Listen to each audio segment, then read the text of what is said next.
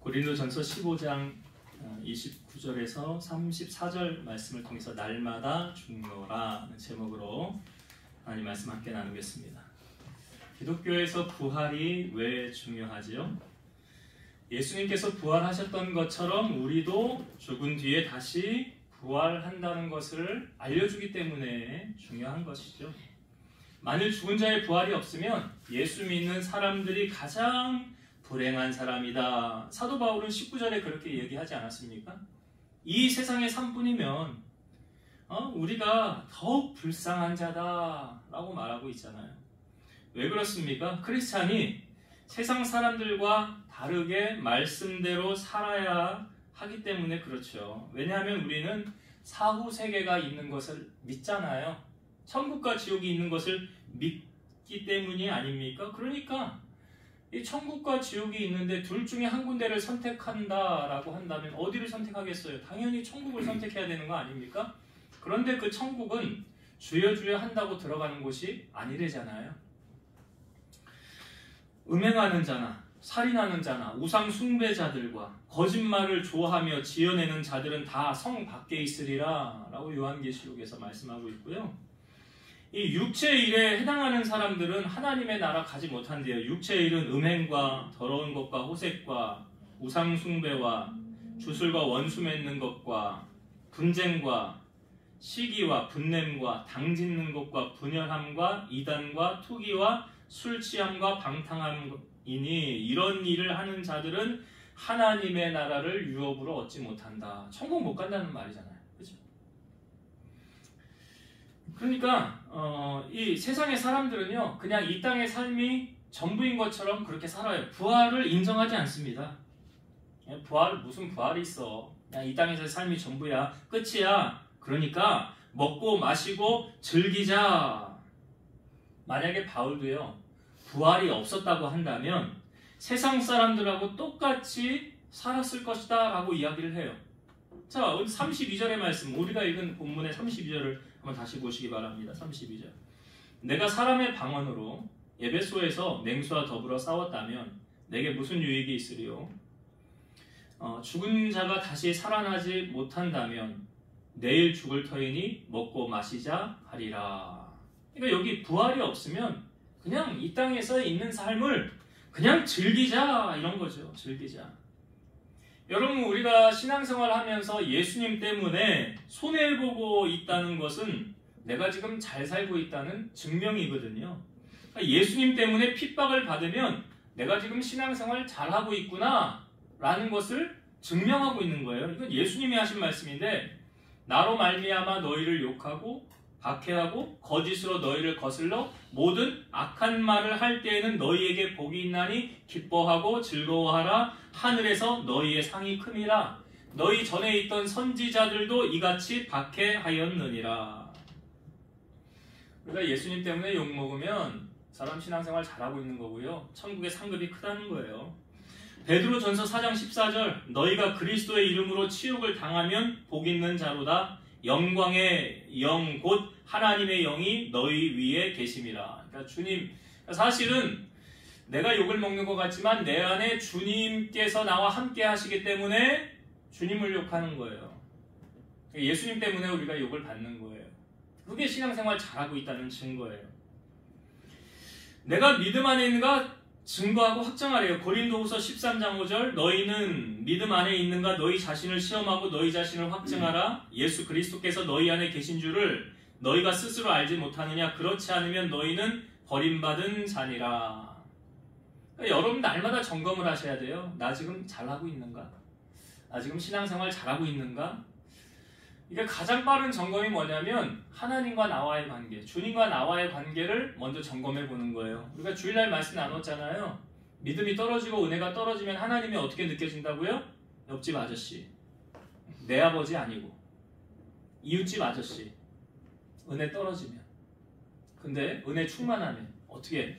어제보다 오늘을 더 사랑하게 된다고 그러지 않았어요? 찬송가 우리가 말했잖아요. 이전보다 더욱 사랑합니다. 어제보다 오늘 더 사랑하는 마음이 내 안에 있는가? 그렇지 않으면 아시아 7교회를 향하여 책망받은 다섯 교회를 향하여 똑같이 하셨던 말씀. 너 사랑이 식었구나. 왜 사랑이 식었니? 어디서 사랑이 떨어졌냐? 점검해보고 회개하고 돌이키고 다시 첫사랑을 뭐 하래요? 회복하라 그러잖아요. 그러니까 내 신앙을 점검하는 가장 첫 번째 빠른 방법은 하나님 주님과 나와의 관계가 지금 어떤가? 뜨겁게 사랑하고 있는가? 대면하는가? 그걸 통해서 나의 믿음을 점검해 봐야 된다는 거죠. 마귀의 공략은 뭐냐면 우리와 하나님과의 관계를 끊어놓는 거죠. 우리가 하나님께 가까이 나아가는 것을 마귀는 방해하겠지요. 왜 그런지 아세요? 우리가 하나님하고 가까워지면 하나님의 근본 속성이 뭐라고 그랬어요? 하나님은 우리를 망하게 하길 원하세요? 우리를 잘되게 하길 원하세요? 그게 하나님의 마음이에요. 그러니까 우리가 하나님하고 가까이 하면 성경 주일날도 말씀 나눴잖아요. 여호와를 멀리하면 망한대잖아요. 가까이 하면요. 가까이 함이 나에게 뭐라? 복이라. 여호와를 가까이 함이 나에게 복이라고요. 그러나 주를 멀리하면 음녀같이 망하느니라. 그러니까 우리가 하나님과 가까워지는 것을 마귀가 좋아해요? 싫어해요? 싫어합니다. 왜 싫어하는지 아세요? 우리 잘 되는 꼴을 못 봐요. 마귀는. 여러분 교인들 가운데 성도들 가운데 누가 참 뭐 이게 문제가 해결됐대. 이런 고민이 있었는데 잘 됐대. 그럼 기뻐요? 슬퍼요? 배 아파요? 기쁘지요? 기쁘잖아요. 그럼 난 잘 되는 거 배 아파요? 아니면은 기뻐요? 네? 기쁘죠. 그렇지. 기뻐해야지. 당연히 기뻐해야지. 근데 마귀의 속성을 가진 사람은 절대로 안 기뻐요. 절대로 남 잘 되는 거 좋아하지 않아요. 그러니까 마귀의 최종 전략은 뭔지 아세요? 마귀의 최종 목표는 자기 지옥 가니까 나 혼자 가기 싫으니까 물귀신 작전. 같이 지옥 가자. 그러면 지옥 가기 위해서 마귀도 끊임없이 일을 할 거 아니에요. 그 성경에 우는 사자같이 찾는다며요. 마귀가 왜 공략을 하는 줄 아세요? 망하게 하기 위해서 공략하는 거예요. 절대로 잘 되는 걸 좋아하지 않아요, 마귀는. 그가 결국은 지옥 가는 걸 알기 때문에 야, 너도 같이 나랑 지옥 가자. 그래서 끊임없이 마귀는 공격하는 거예요. 우는 사자같이. 근데 이 마귀가 우리에게 다가올 때 험상궂은 아주 귀신의 모양을 하고 우리에게 다가오는 것 같습니까? 아니에요. 성경은 그렇게 말하지 않죠. 고린도후서 11장 14, 15절 사탄은 자기를 광명의 천사로 가장하나니 그러므로 사탄의 일꾼들도 자기를 의의 일꾼으로 가장하는 것이 또한 대단한 일이 아니니라. 그들의 마지막은 그 행위대로 되리라. 사탄이 뭘로 변장한대요? 천사로 변장한대. 천사로. 그러니까 우리에게 와서 우리를 넘어뜨리기 위해서는 아주 아름다운 모양으로 천사의 모양으로 나타나서 우리를 공략해야 돼. 이게 당연하지요. 만약에 험상궂은 모양으로는 우리가 싫어할 거 아니에요. 피할 거 아니에요. 근데 아주 천사같이 인자한 모습으로 가지고 와서 결국은 우리를 망가뜨리고 넘어지게 하려는 것이 사탄의 계략이라는 거예요. 그러니까 사도 바울이 그걸 알고요. 오늘 33절, 34절 한번 다시 볼게요.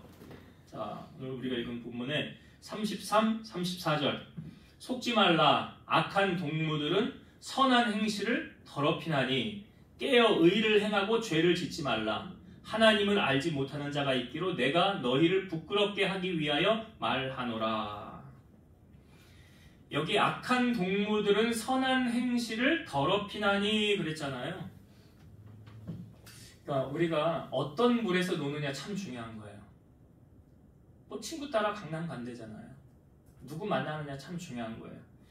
아브라함의 조카 롯이 아브라함 목자하고 롯의 목자가 자꾸 다투니까 아브라함이 롯에게 먼저 선택권을 줬잖아요. 네가 오른쪽 가면 내가 왼쪽 가고, 네가 왼쪽 가면 내가 오른쪽 가고. 그러니까 소돔 이게 가만히 보니까 롯이 그때 소돔 땅이 여호와의 동산 같다라고 표현하고 있잖아요. 문명이 발달되고 뭐 농사를 해도 잘 될 것 같고. 그러니까 롯이 선택하여 간 곳이 소돔 땅이었죠. 자, 소돔 땅을 선택하여 간 롯이 그 상황이 그 영적인 상태가 어떠했느냐? 이 베드로후서 2장 7절과 8절. 무법한 자들의 음란한 행실로 말미암아 고통당하는 의로운 롯을 건지셨으니 이는 이 의인이 그들 중에 거하여 날마다 저 불법한 행실을 보고 들음으로 그 의로운 심령이 상함이라. 롯이 소돔 그 땅에 가서 뭘 봤대요? 여기 보니까 저들이 날마다 저 불법한 행실을 보고 들음으로 그랬죠. 불법한 행실을 보고 들음으로 어떻게 됐대요? 그래서 롯이 그 심령이 상하였더라. 그러니까 보세요, 여러분. 우리가 죄의 자리에 나는 믿음이 좋아. 나는 믿음이 좋아서 어떠한 상황에도 나는 안 넘어져. 그러니까 난 죄의 자리에 가도 끄떡없어. 맞아요? 틀려요? 틀려요. 틀리죠? 시편 1편에 뭐라고 그랬어요? 복 있는 사람은 악인의 길에 죄인의 길에 서지 않고 오만한 자들의 자리에 앉지 않냐고 그랬죠? 악인의 길에 따르지 않고 하여튼 그러니까 나는 믿음이 좋아서 나는 괜찮아. 죄의 자리 가도 나는 죄 안 줘. 천만의 말씀이라는 거죠. 인류 최살인자 가인이죠. 가인이요. 하나님이 먼저 경고했어요. 뭐라고 경고하셨냐면 야, 죄가 너를 원하나 너는 죄를 다스려라 그랬어요. 하나님이 가만히 보니까 이 원인이 왜 그랬어요? 가인과 아벨이 하나님 앞에 제사를 지냈는데 가인의 제사는 하나님 받지 않으셨죠? 그 제사와 예물도 받지 않으셨어요. 근데 아벨이 드렸던 제사와 예물을 하나님이 흠양하셨어요. 그걸 가인이 알고 시험 든 거죠. 쉽게 말해서. 그런데 문제는 가인의 문제는 하나님하고 풀어야 되는 건데 내가 하나님께 예배를 잘못 드렸구나. 하나님 앞에 바로 서야 되겠구나. 이렇게 문제를 풀어야 되는데 이 원망을 누구에게 돌리고 있냐면 저 아벨만 없었더라면 내가 화날 이유도 없는데 네? 아벨만 없었더라면 그걸 하나님이 아시고 가인에게 말씀하는 거예요. 죄가 너를 원하나 너는 죄를 다스려. 너 이제 곧 보니까 너 아무래도 사고칠 것 같다 이거죠. 하나님 너 사고칠 것 같아. 너 조심해라. 너 죄에게 넘어지면 안 된다. 그렇게 말씀하시는 거야 하나님이. 그렇게 하나님이 말씀하셨음에도 불구하고 가인이 어떻게 합니까? 아벨을 밖으로 불러내잖아요. 그리고 어떻게 했어요? 죽였잖아요. 하나님이 이미 말씀해 주셨잖아요. 죄가 너를 원하지만 응? 그 죄를 다스려라. 그러니까 인간이 이 죄를 다스릴 수 있는 거 정말 어렵습니다. 문제는요. 우리가 하나님 말씀대로 사는 거예요. 시편 1편의 말씀처럼. 죄의 자리에 가지 않는 것이 지혜로운 거예요. 여기 34절에 보면 깨어 의를 행하고 이렇게 나오잖아요. 깨어라는 게 이게 헬라어로 에크넵 사테 이런 뜻인데 이런 거래요. 술에 취한 상태에서 깨어나다. 바울은 고린도 교인들에게 지금까지의 세상적 쾌락이라는 술에서 깨어나 분별력을 찾으라라고 권면하고 있는 거예요. 그러니까 술이 들어가면 정신이 몽롱해지고 분별력을 잃게 되지 않습니까? 그러니까 그걸 깨어나라는 거예요. 그리고 의를 행하라 이 뜻은 정신을 똑바로 차리라는 거예요. 왜 그러느냐? 지금 고린도 교인들 중에도 부활을 부인하거나 이 왜곡시켜서 이단의 영향을 받아서 부활에 대해서 회의적인 태도를 가지고 방종한 신앙생활하는 사람들인 거예요. 그 당시에 이제 우리 구원 받았으니까 이제 우리 영혼은 어차피 구원 받았잖아. 그러니까 육신은 우리가 하고 싶은 대로 마음대로 해도 돼. 이런 사상. 이 그 교회 안에 그런 게 말세 이단에 나타나는 현상들이거든요. 이게 영지주의. 우리 구원 받았잖아. 그러니까 구원 받았으니까 우리 영혼은 구원 받았으니까 이제 우리 육은 우리가 마음대로 하고 싶은 거 다 하면서 살아도 구원 받아. 맞아요? 틀려요? 틀리잖아요. 근데 당시 영지주의자가 그런 영향을 퍼뜨리고 다니는 거예요. 야, 너 구원 받았는데 이제 뭐 네 마음대로 살지 뭐 그런 걸 지키면서 사냐? 그렇게 안 해도 돼. 사도 바울이 그거 아니라고 강력히 말하잖아요. 육의 일을 따르지 말라 라고 말하잖아요. 그래서 깨어있으라라고 말하는 거고 예수님도 우리에게 깨어있으라는 말씀을 여러 번 하셨죠. 누가복음 21장 36절 이러므로 너희는 장차 올 이 모든 일을 능히 피하고 인자 앞에 서도록 항상 기도하며 깨어있으라 하시니라. 예수님 마지막으로 기도한 게 언제입니까? 십자가 지시기 전에 겟세마네 동산에 가셔서 수제자 3명 데리고 갔죠. 베드로와 야고보와 요한 3명 데리고 가면서 주님이 뭐라고 말씀하셨어요? 그러잖아. 내가 저기서 기도할 동안 너희도 여기서 뭐 하고 있으라? 깨어 있으라. 깨어 있으라.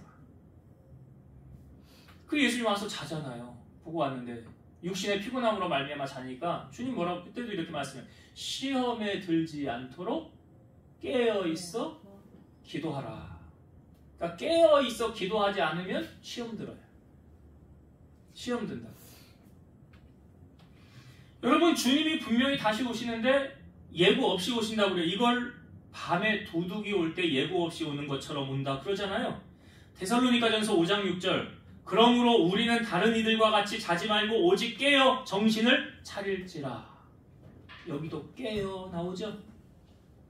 마태복음 24장 42절 그러므로 깨어 있으라 어느 날에 너희 주가 임할는지 너희가 알지 못함이니라. 주님이 하신 말씀이에요. 또 깨어 있으라.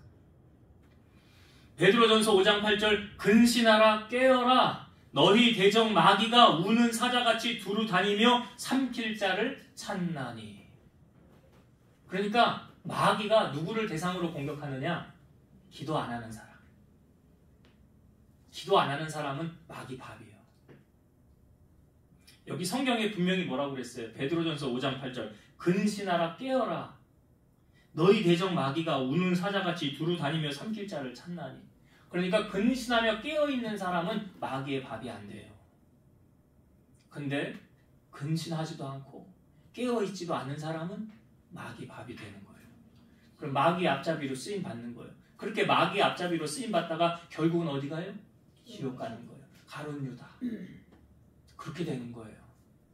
그래서 우리로 깨어있으라고 하는 거예요. 여러분 부활하신 예수님이 이 땅에 다시 언제 오실지는 아무도 몰라. 오직 아버지만 아신다고 그랬죠. 그러므로 우리는 늘 깨어서 주님 맞을 준비를 하고 살아가야 된다는 거예요. 그러기 위해서는 세상 속에서 구별된 자로 세상과 타협하지 않고 죄의 자리에 머무르지 말고 늘 성령 충만하여 성령의 인도함을 받고 죽을 영혼을 다시 구원하는 일에 힘쓰며 다시 오실 주님을 앞당기고. 그러니까 주님이 언제 오신다고 그랬어요? 복음이 땅끝까지 증거되면 온댔잖아요. 그러니까 다시 오실 주님을 기대하고 소망하는 마음으로 사모하는 마음을 가지고 주님 언제 오시려나 하고 우리의 시선을 어디에 두어요? 하늘에 둬야지. 주님께 둬요. 땅의 것에 시선을 두지 말라고 그러잖아요. 너희가 예수를 주로 받았으니 그 안에서 뿌리를 받고 행하되 주님을 바라보라 그러잖아요. 다시 오실 주님. 그 주님을 바라보고 우리가 살아가야 된다. 그러면 하나님을 바라봄으로 우리가 하나님의 주님의 빛비침을 통해서 우리 안에 어둠이 떠나가게 될 것이고 빛이 어둠에 들어가면 어떻게 된다고 그랬어요? 어둠이 떠나가는 거잖아요. 근데 이 빛을 잃어가면 어떻게 돼요? 생명력을 잃어가면 어떻게 돼요? 어둠하고 똑같이 사는 거예요. 그럼 어둠의 자녀가 되는 거예요. 그렇게 살면 안 되잖아요. 그래서 오늘 사도 바울이 말하는 거예요. 깨어 의를 행하고 죄를 짓지 말라. 왜요? 다시 주님 오실 거니까. 하나님의 나라 사모하며 살아가야 되니까. 천국에 들어가야 되니까 그 말을 하고 있는 거예요. 자, 주님의 부활을 계속 사도 바울이 강조하면서 29절에 보면, 자, 29절을 한번 봅시다, 여러분. 29절. 이 말씀을 좀 이해를 하고 넘어가야 될 것 같아요. 만일 죽은 자들이 도무지 다시 살아나지 못하면 죽은 자들을 위하여 세례를 받는 자들이 무엇을 하겠느냐? 어찌하여 그들을 위하여 세례를 받느냐? 여기 사실은 사도 바울이 강조하는 건 죽은 자의 부활이거든요. 근데 이제 그 고린도 교회 안에 어떤 일이 있었냐면 먼저 죽은 자들을 위하여 여기 세례받는 일들이 있었대잖아요. 세례받는 일들이. 뭐 제가 저도 잘 성경을 이해를 못하고 깨닫지 못할 때는 주석을 좀 참조를 하는데 그 주석에 이런 이야기가 있더라고요. 죽은 자를 눕혀놓고 그 아래에 산 사람이 들어가요. 아마 그러니까 이 사람의 친척이거나 연관된 사람이 들어가겠죠, 그 밑에. 그리고 죽은 자를 눕혀놓고 거기다가 이제 세례를 베풀어요. 그럼 죽은 자가 대답을 해요, 못해요? 못하잖아요. 그러니까 그 밑에 있는 사람이 대신 대답을 하는 거야. 그 밑에 사람이 들어가서. 근데 그런 일들이 이제 있었다는 거예요. 이 교회 안에. 근데 이걸요, 우리 개신교, 이 기독교라고 총칭하면 사실은 천주교도 기독교에 들어가잖아요. 다 들어가는 거 아닙니까? 근데 우리 개신교 하면 천주교는 안 들어가요. 왜냐하면 우리 구교에서 신교로 따로 나온 거기 때문에. 그래서 종교란을 적을 때도 사실은 기독교는 뭐 총괄해서 하는 거지만 개신교가 사실은 더 정확한 의미예요. 근데 천주교에는 자, 죽고 나면 사람이 천국과 지옥이 있고 중간에 뭐가 있다고 그래요? 연옥. 연옥이요. 예. 역시 우리 집사님 대답을 잘해주셔. 연옥이 있어요, 연옥이. 예. 이 사람이 죽고 나면 이 연옥에 들어가 있어가지고 천국도 지옥도 아닌 중간 지점에 있다는 거예요. 그래서 이 연옥에 있는 사람을 천국으로 가게 하기 위해서 그와 관계된 자녀나 친척들은 그 사람 이름으로 이제 예물을 봉헌을 하고 그 사람 이름으로 봉사를 하고 그렇게 덕을 많이 쌓으면 이 사람이 연옥에 있다가 어디로 간다는 거예요? 천국으로. 네. 그런 교리를 내세우고 있어요. 천주교에서. 그러니까 죽은 다음에 우리 부모가 이거 지옥 가면 안 되잖아. 그러니까 열심히 헌금을 하고 교회에다 봉양을 하고 헌신을 해가지고 지옥 안 가고 천국 가게 하기 위해서 이렇게 한다는 거예요. 이게 천주교의 교리예요. 이거 우리 교리하고 맞아요? 틀려요? 틀리잖아요. 여러분 효도도 살아있을 때 해야지 죽은 다음에 효도 할 수 있어요? 그 효도 개념으로 하나 봐. 천주교에서는 죽은 다음에 부모에게 못한 거 살아생전에 못한 거 지금이라도 해야지 하면서 우리 교리하고는 맞지 않잖아요. 옳지 않잖아요. 그래서 천주교에서는 해요. 그렇게 해요. 죽은 영혼을 위해서 연옥에 있는 그 사람을 천국으로 가게 하기 위해서.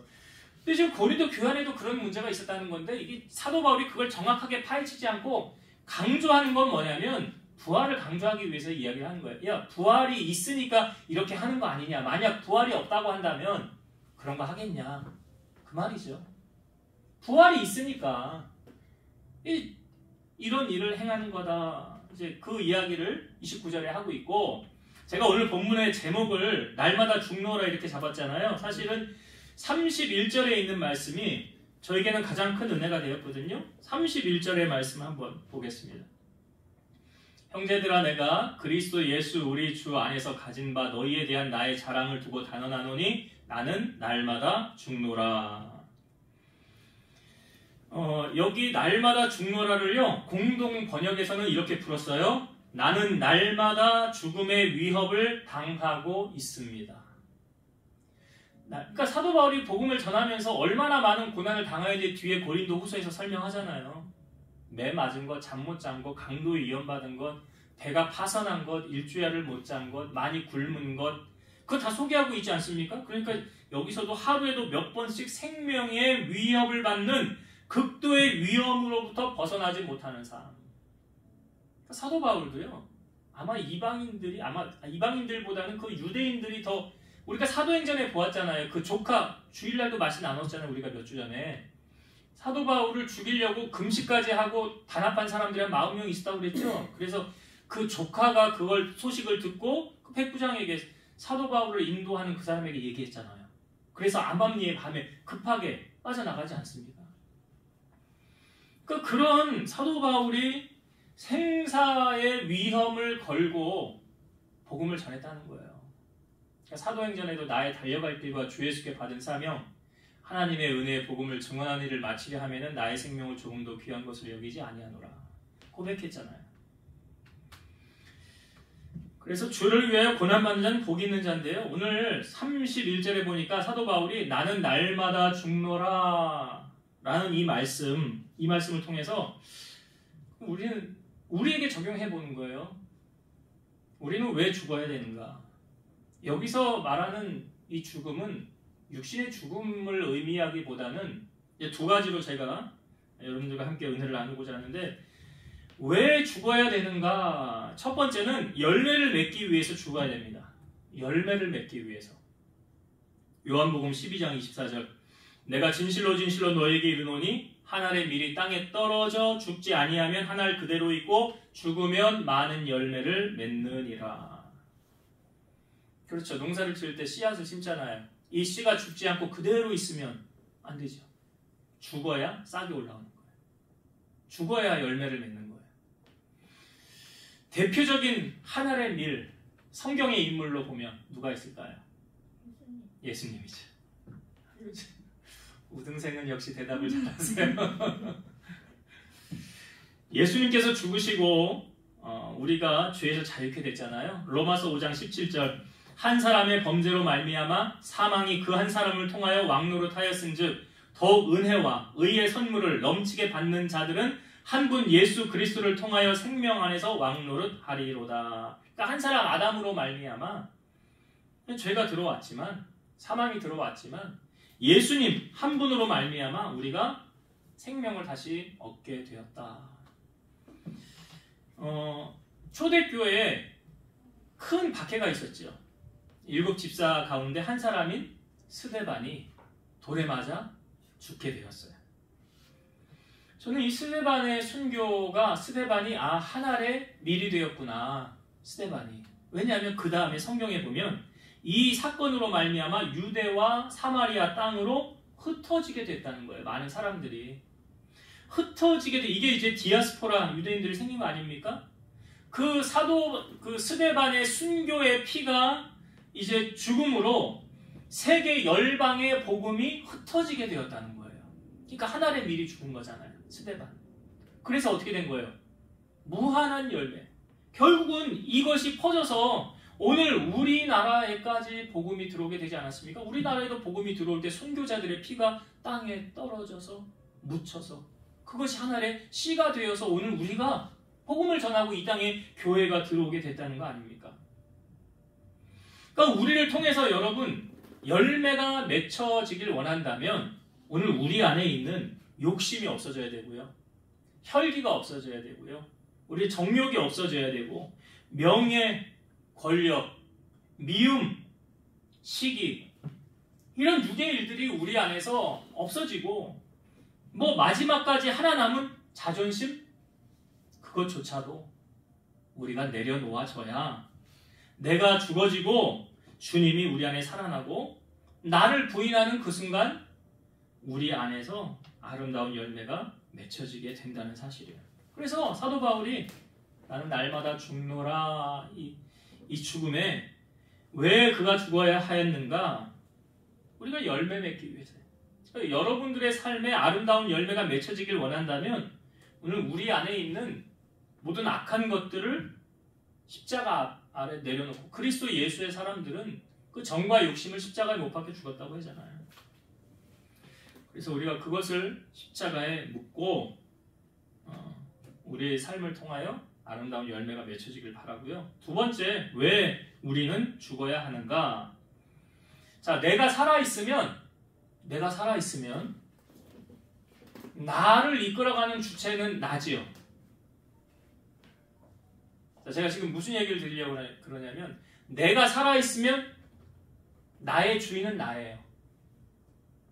그렇죠? 근데 내가 죽고 내 안에 주님이 주인으로 사시면 나의 주인이 주님이 되시면 그 달라지는 거죠. 그러니까 왜 죽어야 되느냐? 예수님의 지배를 받기 위해서예요. 내가 살아있으면 내 마음대로 살 것 아닙니까? 그러나 내가 죽고 내 안에 예수님이 사시면 예수님의 통치를 받게 될 것이잖아요. 갈라디아서 2장 20절 내가 그리스도와 함께 십자가에 못 박혔나니 그런즉 이제는 내가 사는 것이 아니요 오직 내 안에 그리스도께서 사시는 것이라. 이제 내가 육체 가운데 사는 것은 나를 사랑하사 나를 위하여 자기 자신을 버리신 하나님의 아들을 믿는 믿음 안에서 사는 것이라. 분명히 사도 바울은 내가 예수와 함께 십자가에 못 박혀 어떻게 되었다? 죽었다. 그럼 내가 죽었으니까 이제 내 안에 누가 사시는 거예요? 예수님이 사시는 거예요. 그러니까 내 자아가 죽고 옛사람이 죽고 내가 이제 새 사람이 된 거예요. 로마서 6장 6절 우리가 알거니와 우리의 옛사람이 예수와 함께 십자가에 못 박힌 것은 죄의 몸이 죽어 다시는 우리가 죄에게 종노릇하지 아니하려 함이니 6장 11절 이와 같이 너희도 너희 자신을 죄에 대해서는 죽은 자요 그리스도 예수 안에서 하나님에 대하여는 살아있는 자로 여길지어다. 그러니까 죄에 대하여 죽었는 십자가에 못 박혔다는 의미가 뭐냐면 나는 죄에 죽었다는 거예요. 그전에는 내가 주인이어서 내가 하고 싶은 대로 하고 내가 가고 싶은 대로 가고 내 마음대로 살았지만 이제는 내가 죽었으니까 내 마음대로 사는 것이 아니라 누구의 통치를 받아요? 주님의 통치를 받는 거예요. 이게 달라진 거잖아요. 그러면 나는 내 것인 줄 알았는데 나의 주인이 내가 아니라 예수님이시라는 거죠. 그러면 예수님의 통치를 받게 된다는 거 아닙니까? 로마서 6장 12, 13절 그러므로 너희는 죄가 너희 죽을 몸을 지배하지 못하게 하여 몸의 사욕에 순종하지 말고 또한 너희 지체를 불의의 무기로 죄에게 내주지 말고 오직 너희 자신을 죽은 자 가운데서 다시 살아난 자같이 하나님께 드리며 너희 지체를 의의 무기로 하나님께 드리라. 그러니까 소유권이 값으로 산 것 되었으니까 나는 내 것이 아니라 누구의 것이에요? 주님의 것이에요. 내가 십자가에서 죽어졌으면 그 이후로부터는 나를 주관하시는 분이 누구예요? 주님이시죠. 그럼 여러분들의 삶의 주인이 주님이시라고 한다면 여러분은 여러분이 하고 싶은 대로 살면 안 되는 거예요. 주님이 이끄시는 대로 사셔야 되는 거예요. 주님이 이끄시는 대로. 바로 바울은 그런 의미에서 사도 바울의 삶을 통하여 우리에게 보여주잖아요. 난 날마다 죽노라라고 말하는데 사도 바울이 자기가 하고 싶은 대로 자기 살고 싶은 대로 살았습니까? 아니잖아요. 주님의 통치를 받았잖아요. 주님의 인도를 받았잖아요. 그래서 우리 또한 우리가 이제 값으로 우리 소유권이 이전되어졌잖아요. 나는 내 것인 줄 알았는데 그래서 난 내 맘대로 살면 되는 줄 알았는데 그게 아니었더라. 나의 옛사람 옛자는 십자가에서 죽었고 이제 내 안에 주님이 사신 거예요. 복음성가에도 있잖아요. 내 안에 사느니 예수 그리스도니 나의 죽음도 유익함이라. 그러니까 내가 이제 내 마음대로 사는 게 아니라 주님이 내 삶의 주인이시고 내 안에 통치하러 여기서 자정하고 계시니까 주님의 통치를 받고 주님의 인도를 따라 살아가야 된다. 그래서 너희 안에서 행하시는 이는 누구래요? 하나님이시니 자기의 기쁘신 뜻을 위하여 너희로 하여금 소원을 두고 이루게 하신다고 하잖아요. 그래서 오늘 우리가 사도 바울의 이 날마다 죽노라 우리 또한 십자가에 우리의 옛사람은 죽고요. 이제 나를 부인하고 내 안에 주님이 사셔서 주님의 통치와 다스림을 경험하는 그래서 주님을 기쁘시게 하며 남은 생에 살아가는 여러분 되시기를 주의 이름으로 축원드립니다. 기도하시겠습니다. 주님이 다시 오실 날이 멀지 않았음을 우리에게 알려주고 있습니다. 세상에 돌아가는 이치를 보면 말세가 다 되어졌음을 우리에게 보여주고 있습니다. 그러기에 너희들은 깨어서 주님 맞을 준비를 하라라고 우리에게 말씀하시고 또 깨어 의를 행하고 죄를 짓지 말라. 왜 죄를 지으면 천국에 들어갈 수 없기 때문이라고 하였습니다.